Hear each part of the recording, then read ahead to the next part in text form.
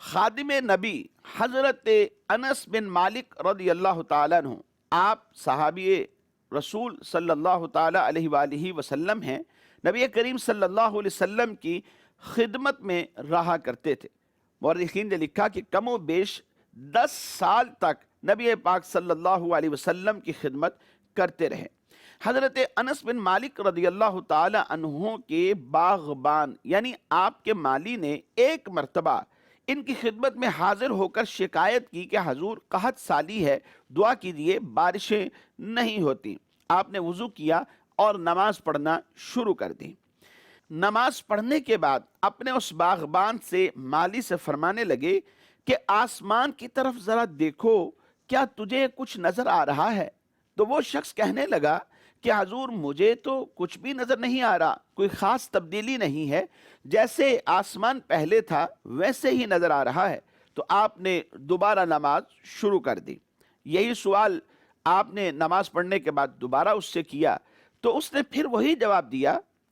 تاریخ میں یہ بات لکھی ہے کہ تیسری یا چوتھی مرتبہ بھی نماز پڑھنے کے بعد آپ نے اپنے اس باغبان سے، اپنے مالی سے آپ نے سوال کیا کہ کیا آسمان پر کوئی تغیر، کوئی تبدیلی تمہیں نظر آئی ہے؟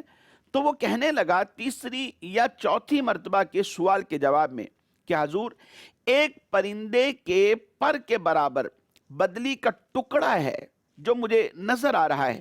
آپ نماز اور دعا میں مسلسل مشغول رہے، یہاں تک کہ آسمان میں ہر طرف ابر یعنی بادل آ گئے اور موسلا دھار بارش شروع ہو گئی۔ حضرت انس بن مالک رضی اللہ تعالی عنہ نے باغبان کو حکم دیا، گھوڑے پر سوار ہو کر دیکھو کہ بارش کہاں تک پہنچی ہے۔ اس نے چاروں طرف گھوڑا دوڑایا اور دیکھا، پھر آ کر حضرت انس بن مالک رضی اللہ تعالیٰ عنہ سے کہنے لگا کہ یہ بارش مسیرین یا مسیرین اور غضبان کے محلوں سے آگے نہیں بڑھی۔